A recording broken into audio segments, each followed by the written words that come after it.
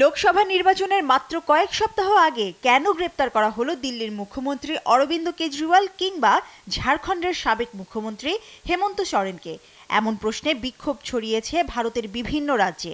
রোববার নয়াদিল্লিতে প্রতিবাদ সমাবেশ করে কংগ্রেস নেতৃত্বাধীন ২৭ দলের ইন্ডিয়া জোট।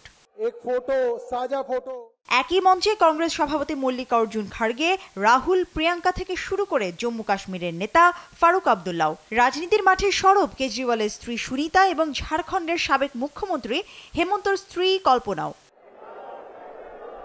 বিরোধী নেতারা অভিযোগ করেন, পাতানি নির্বাচনের পথে হাঁটছে বিজেপি সরকার। তাদের দাবি, বিরোধীদের দমনে ব্যবহার করা হচ্ছে কেন্দ্রীয় সংস্থাগুলোকে। ম্যাচ ফিক্সিং কা চুনাও, ইভিএম কিংবা ম্যাচ ফিক্সিং ছাড়া কিংবা গণমাধ্যমকে চাপ প্রয়োগ ছাড়া বিজেপির পক্ষে ১৮০টির বেশি আসনে জেতা অসম্ভব।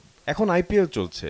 যখন আম্পায়ারদের উপর চাপ সৃষ্টি করা হয়, খেলোয়াড়দের কিনে নেওয়া হয় এবং অধিনায়ককে হুমকি দেওয়া হয় ম্যাচ জেতার জন্য, সেটা ক্রিকেটে ফিক্সিং। লোকসভা ভোটে আম্পায়ারদের নিজেই বেছে নিয়েছেন মোদি। আমাদের দুই খেলোয়াড়কে খেলা শুরুর আগেই কেন গ্রেফতার করা হলো?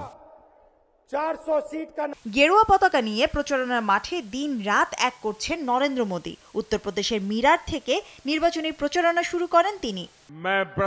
দুর্নীতির বিরুদ্ধে আমাদের অবস্থান জিরো টলারেন্স। আর তারা বলে দুর্নীতিবাজদের বাঁচাও। তারা ভেবেছে মোদি ভয় পাবে। ভারত আমার পরিবার, মোদি ভয় পাবে না, মোদি ভয় পায় না। দেশকে দুর্নীতিবাজদের হাত থেকে বাঁচাতে লড়ছি। যত বড় দুর্নীতিবাজি হোক না কেন, পার পাবে না। লুটেরাদের বিরুদ্ধে এ লড়াই চলবে।